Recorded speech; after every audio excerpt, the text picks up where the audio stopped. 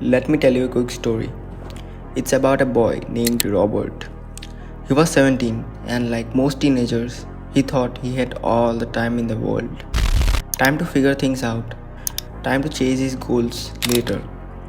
He wanted everything: the newest shoes, a better phone, attention, love, and he never really thought twice before spending the money his parents gave him. But deep down, he felt kind of lost. And at some point, he got into a relationship, not because he was ready, but because he was lonely. But slowly, it started draining him. He stopped focusing on himself and his grades dropped. His confidence disappeared, and eventually, everything started to fall apart. The truth is, Robert didn't have a strong father figure. His father often stayed busy and gave Robert whatever he wanted. He had no one to teach him how to deal with pressure, emotions, or even how to be a man in this confusing world. And then one night, after a rough fight, he sat alone in his room, broke and exhausted. He looked himself in the mirror and asked himself, "Who am I even becoming?" That was the moment everything changed. He cut off all the distractions, and that's when, for the first time, he decided to go out of his comfort zone.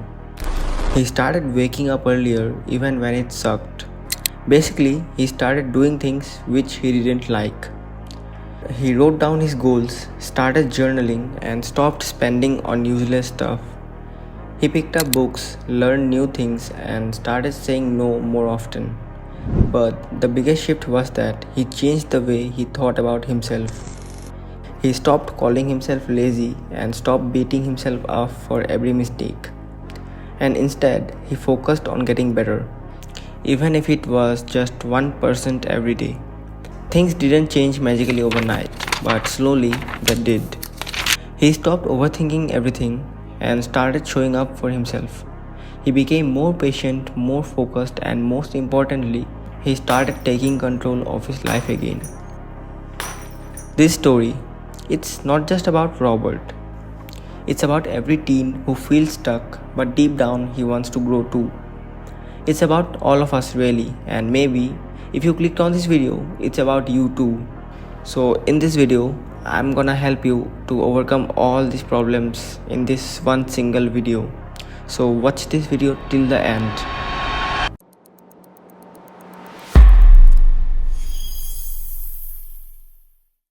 Hey there, welcome back to my channel Incogneo, where I share hard-hitting lessons from my own teenage years to help you grow, evolve, and become the best version of yourself. Today's video is something I wish someone had told me when I was younger.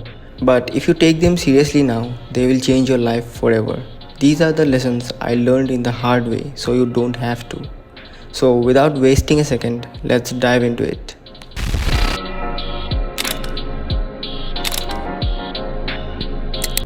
When I was younger, I had this habit of if I saw something I liked, I had to get it. A new phone, branded shoes, that one limited edition watch everyone was posting about. And if my parents said no, I used to get frustrated and I would argue and feel left out or even think they didn't just understand me. But now, when I look back, I realize something that most people never figure out. They weren't trying to limit me, but they were trying to teach me self-control.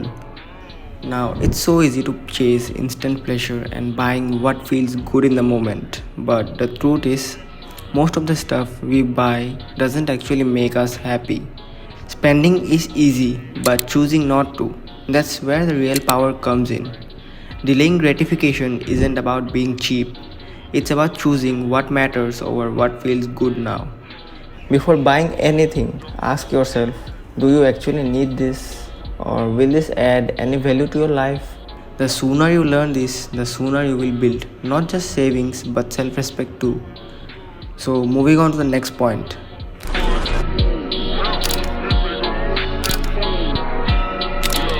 When you are young, it feels like you have all the time in the world. You tell yourself, I will figure it out later. But here is what no one tells you. Time slips away quietly. One day you are 15, then 18, and suddenly you are 22, wondering where all the years went. I'm 18 now and I wish I had started earlier because starting earlier would have given me such a powerful head start. Not just in skills but in mindset, in confidence, and in knowing who I am. Most people wait until they are in their 20s, until they start taking life seriously. But by then, they are just beginning, trying to build habits, discipline, direction while juggling pressure and responsibilities.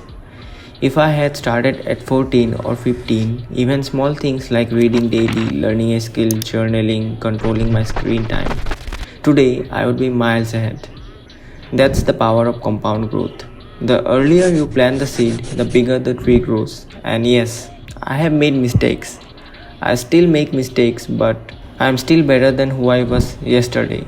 And if you're watching this and you're 13 or 15, you should start today. So let's move on to the next point.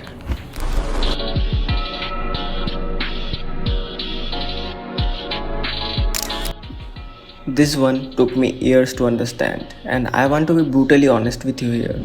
You're going to fail, not once, not twice, but over and over again. I have failed exams I thought I would pass. I have failed friendships I thought would last. I have failed at staying consistent, building habits, and chasing goals. There were days I couldn't even get out of my bed, wondering why I just couldn't get it right. But here is what no one told me early enough.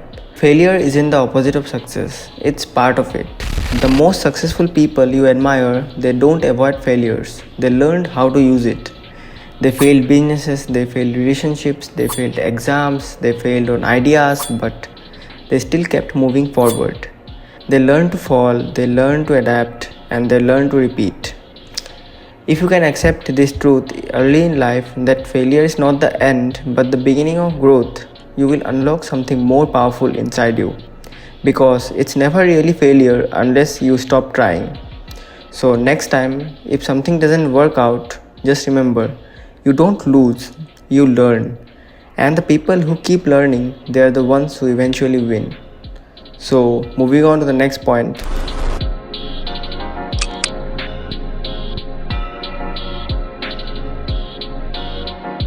I remember this ordinary day. I was sitting at my desk with my books open and I was completely drained.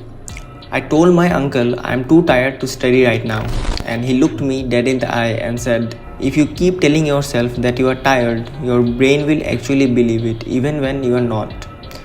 I didn't understand it fully back then, but over time I started to notice it. Most people don't even realize how powerful their self-talk really is. If you keep telling yourself that you are tired, lazy, or unmotivated, your body will follow. You will feel even more drained, and simple tasks will feel harder than they actually are.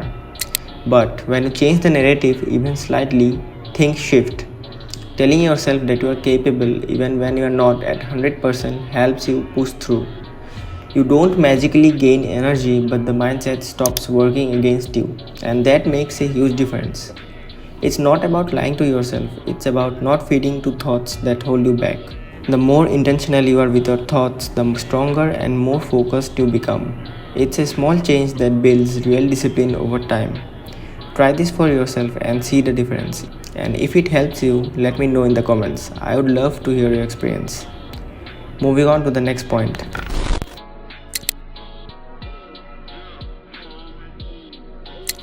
It's normal to want connection, especially when you are feeling lost, confused, or unsure about yourself.